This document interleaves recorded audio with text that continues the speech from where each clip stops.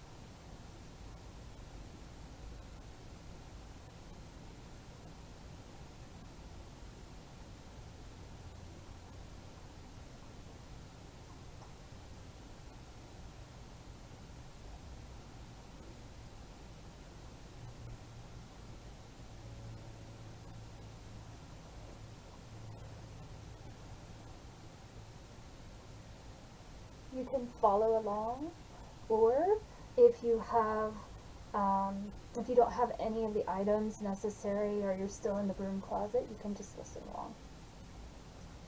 Starting in the east, we call on the energies of the east, the element of air, the keeper of new beginnings, dawn and sunrise, the rise and fall of our own breath.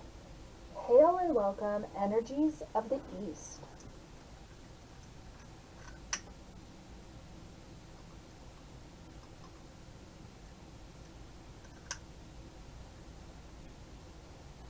Turning to the south, if you wish, we call on the energies of the south, the element of fire, the keeper of the mysteries of magic, our spirit, passion, sensual energy, and creativity. Hail and welcome energies of the south.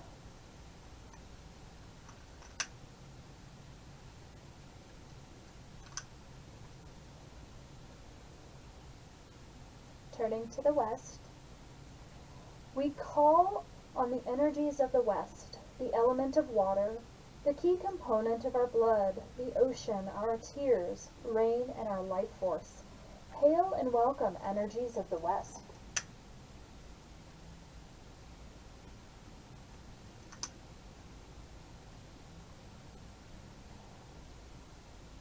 Turning to the north, we call on the energies of the north, the element of earth, our ancestors, the ancient ones, the record keepers, the ground beneath our feet. Hail and welcome energies of the north.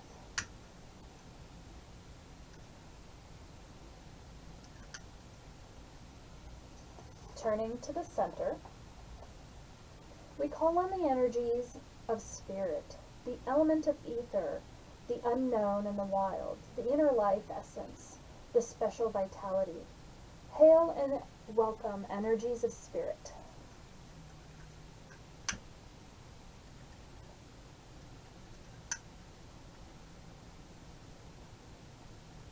We call on the energies of the god, the protector during the darker nights of winter, the hunter who brings sustenance to make it through the tougher times. Hail and welcome energies of the god.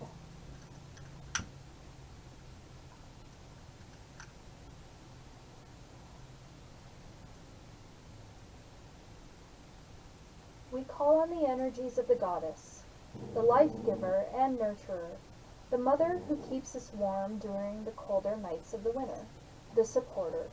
Hail and welcome energies of the goddess.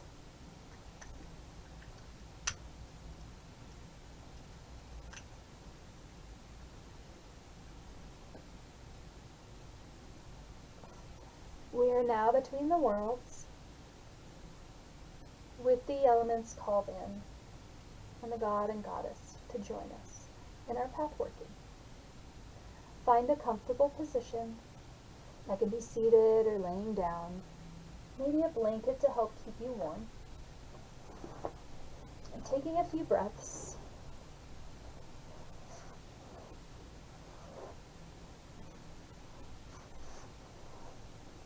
Nice deep breaths, breathing into the belly.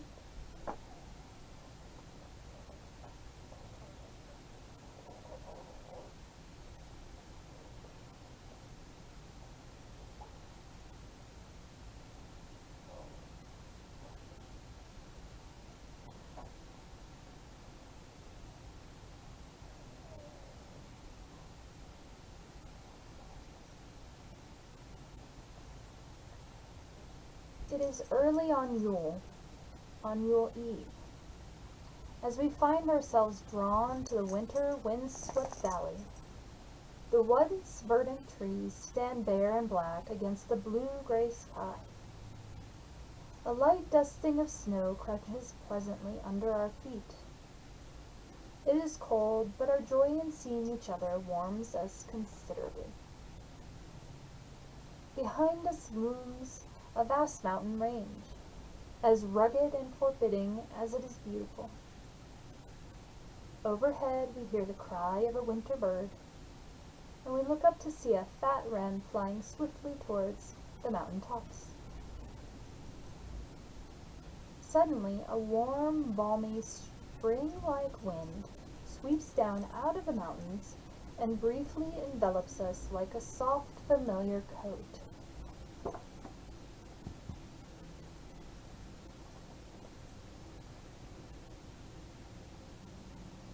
We turn to look up from where the welcome wind blew, and we see a spectacular silver crescent moon rising above the jagged peaks.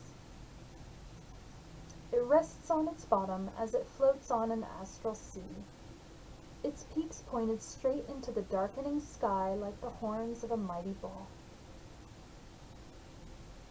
We gasp in awe as it rises slowly, pulsating with a light which seems to come deep from within itself. The silver crescent seems to stop directly over the largest and darkest of the mountain peaks, and it throbs gently as if it is a sentient being answering an ageless question.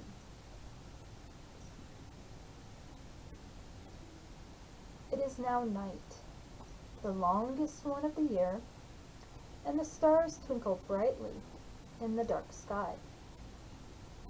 A fitting altar for the exquisite moon.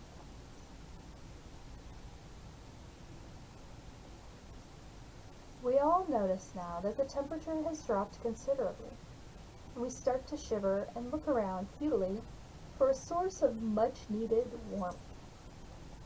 The only warmth seems to be radiating from the crescent moon, which almost seems to be beckoning us to follow.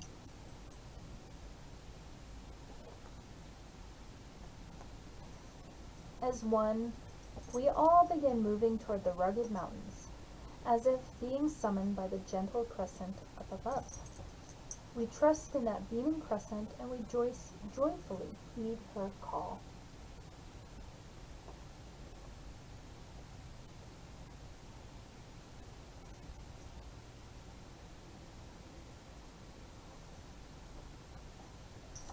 As we move into the mountains, the terrain becomes more difficult.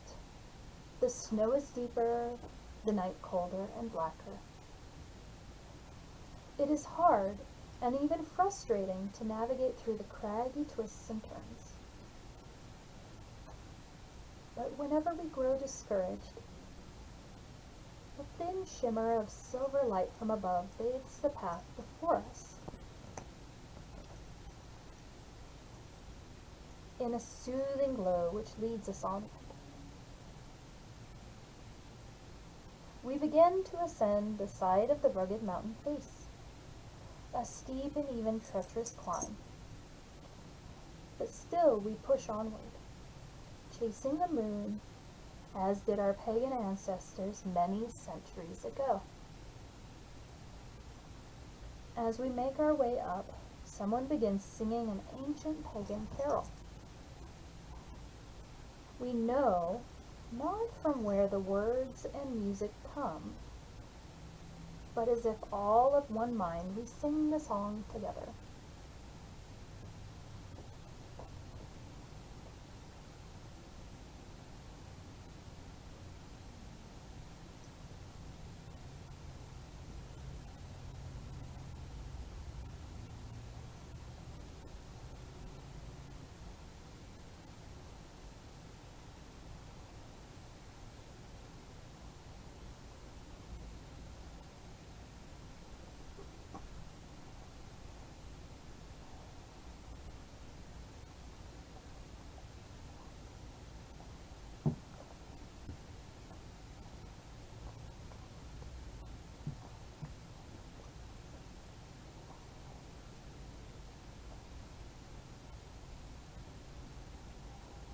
When our song peaks, the moon seems to glow brighter, as if conveying her approval of our offering of joy. As we climb over one last small outcropping and pull ourselves up onto a large plateau, we are stunned to discover before us a spring-like oasis. New growth touches the few trees, and blades of a new green grass create a soft carpet under our feet.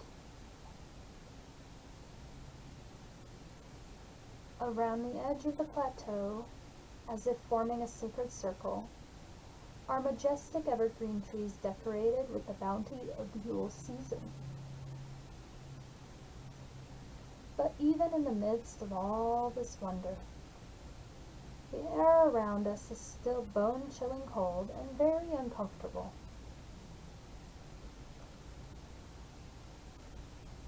The moon, surprisingly close to us now, rises a bit higher above and, in doing so, illuminates a well-worn path ahead. Without a word, we all follow.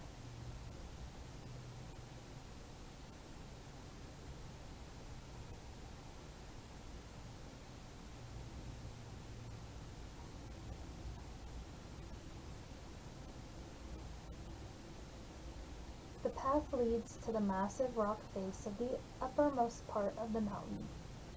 It looks to us like a dead end, and we all feel a great disappointment.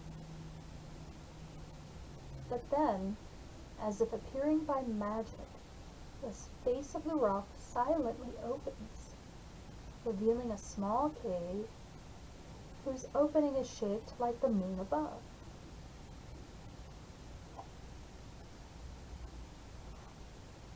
Cautiously, we step inside.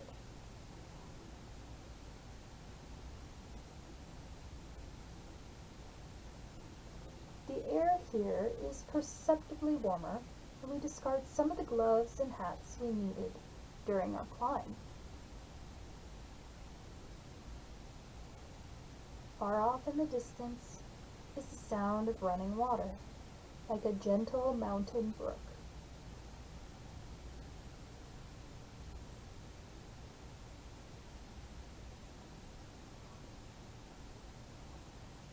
We begin moving toward the inviting sound of the water. Walking back through a long, thin cavern, we wonder at first if the opening will remain large enough for us to continue to pass through until we get to the source of the water sounds.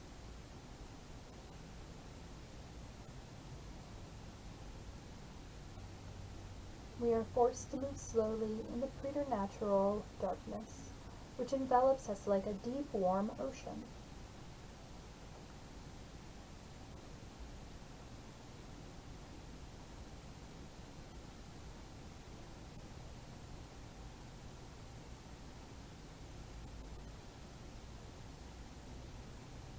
Just when we think the path can grow no narrower or become any darker, we see far ahead a glimmer of light.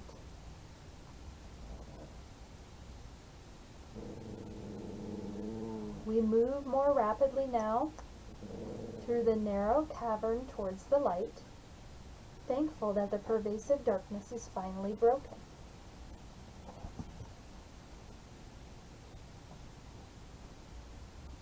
One by one, we step into a large round cave room. The walls are black like obsidian and smooth like the inside of an egg. No usual cave fixtures are present.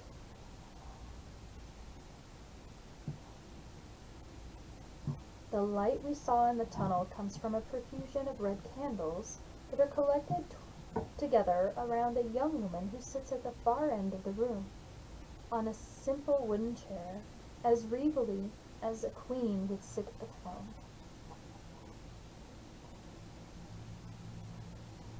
On the floor around her is an array of winter foliage: holly, evergreen, and mistletoe.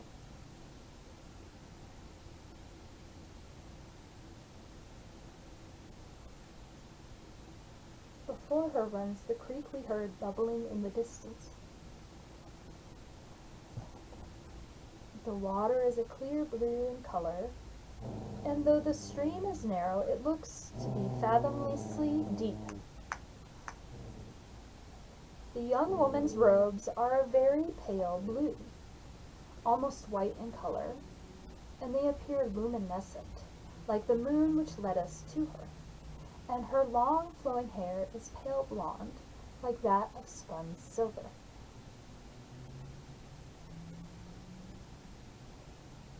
Around her head is a band of white. In the center of her forehead is an ancient symbol of the moon, a circle with two crescents on each end pointing outward. They too are of silver, their phosphorescent glow radiating warmth and peace.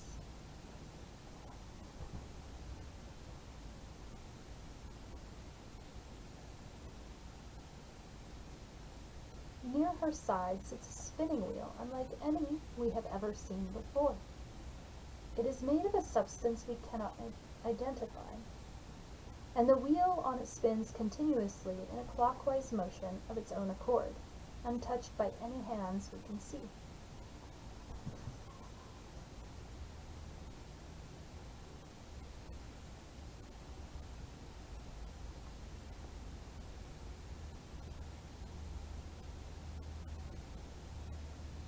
The woman looks to be barely out of her teens, but her eyes are wide and knowing, as if the wisdom of the ages resides within her. She smiles warmly in greeting.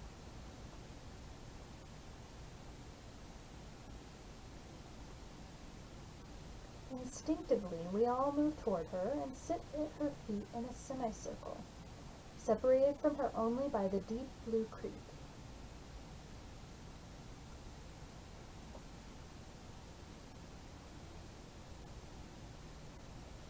"Welcome, seekers," she says, and her voice is rich and full-bodied, as fresh honey and as melodious as the songs of the fairies.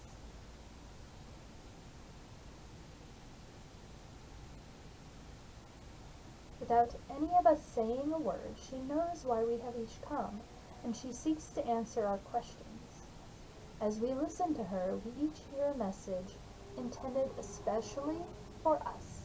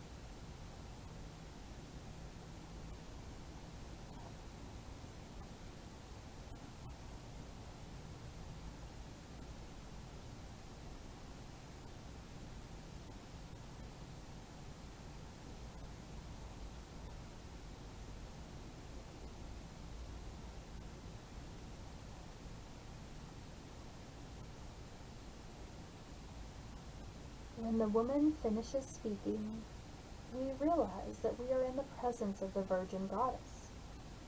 She smiles shyly as she realizes she has been recognized. Without another word, she rises and stands before us. Her palms are upraised as if she is giving us her blessing, and we feel a potent warmth surge through us. Tonight is Yule, a night on which the eternal turning of my wheel of the year is acknowledged. From my past comes my future, and from my future the past. From age I am young again. From mourning comes my joy. So it must always be.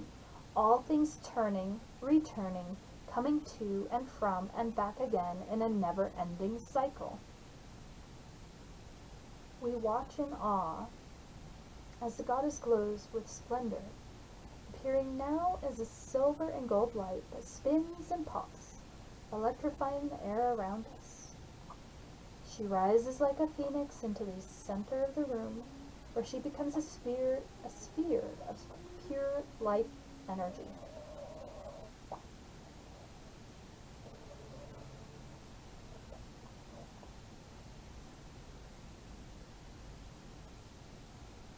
From her core, a bright golden light, like the brightness of sunshine, pulsates as if it is her very heart.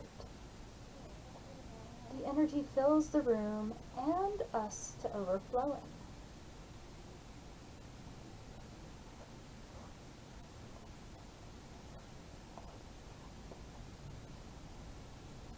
Just when we think we can absorb no more, the golden light energy from her core separates from her and takes its place next to her.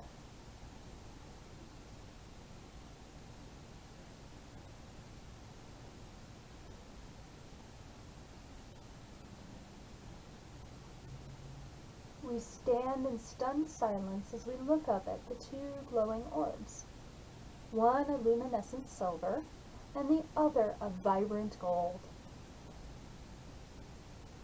A voice, resonant and masterful, one which is neither male nor female, seems to come from the direction of the orbs.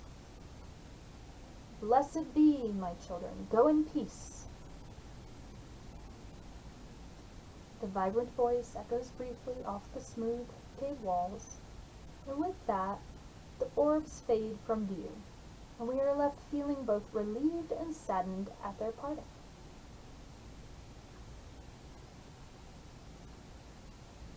We each entertain our own private thoughts about the miraculous events we just witnessed, and we make our way silently back out of the cave.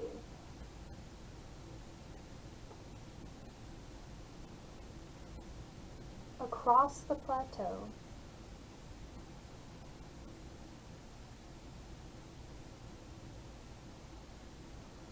and back down the rugged mountain face. The descent somehow seems easier, and we notice that the air is warmer.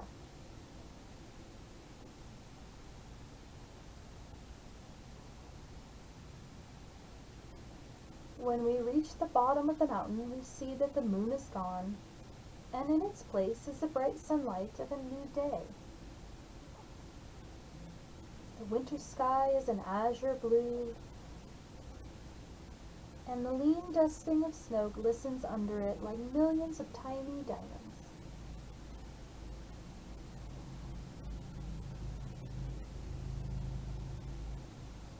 Overhead, we hear the call of another bird. As we look up, we can almost swear we see a plump, red-breasted robin swooping down towards us from the center of the blazing sun.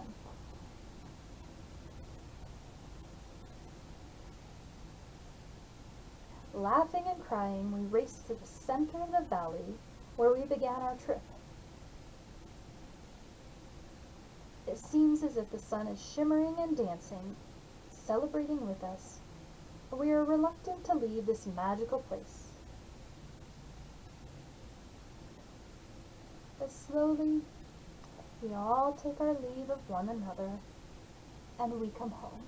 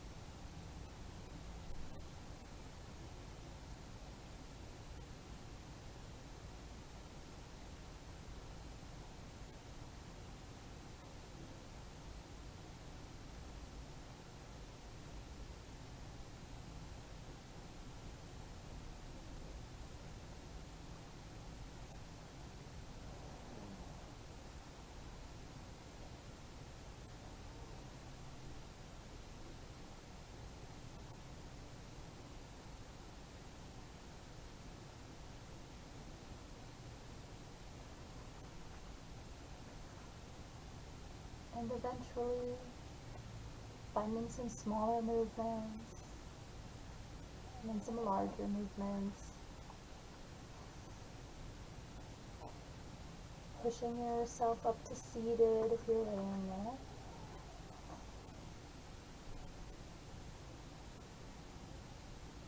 Taking some moments to reacclimate to this world.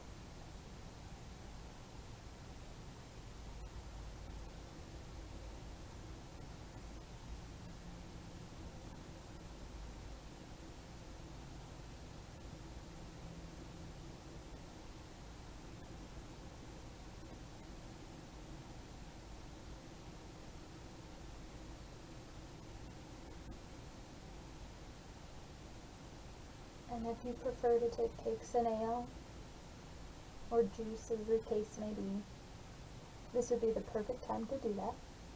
You can always pause this and come back to it.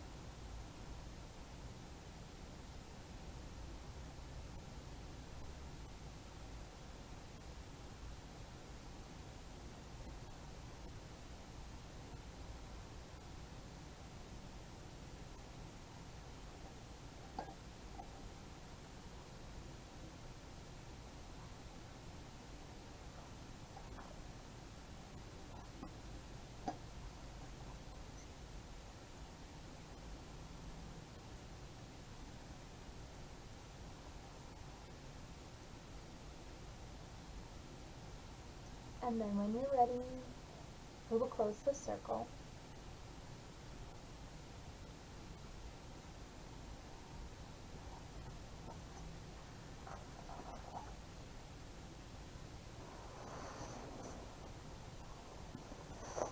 Starting with the center.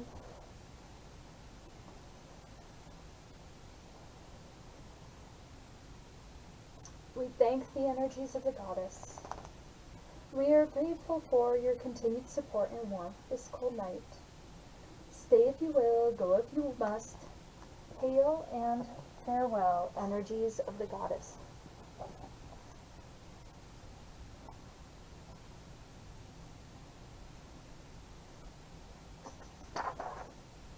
We thank the energies of the god.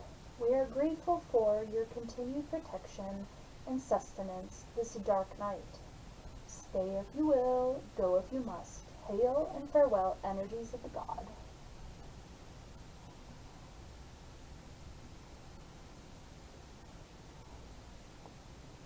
We thank the energies of the spirit. We are grateful for your continued vigor in our lives, allowing us to get through the toughest of nights. Stay if you will, go if you must. Hail and farewell, energies of spirit.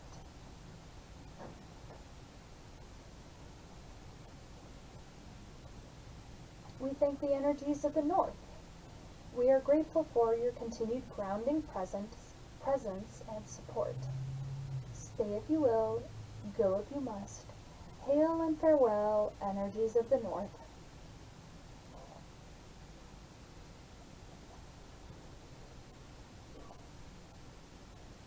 We thank the energies of the west. We are grateful for your continued emotional encouragement. Stay if you will, go if you must. Hail and farewell, energies of the west.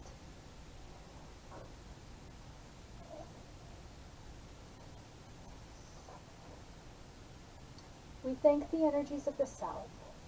We are grateful for your continued power and intensity. Stay if you will, go if you must. Hail and farewell, energies of the south.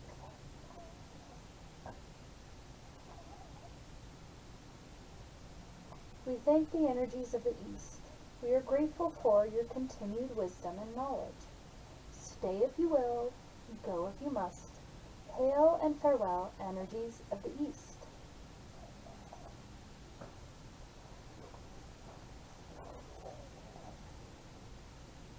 And now dismantling your circle in whatever way you wish. Some people I know like to do it kind of the reverse way of the way that it was created. I do it a little bit differently as well. It's more energetic.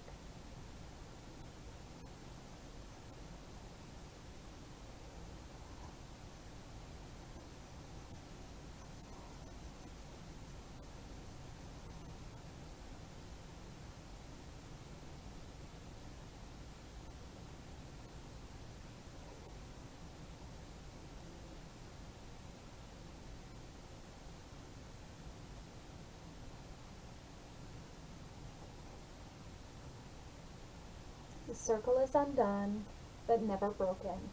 Merry meet, merry part, and merry meet again. Blessed Yule.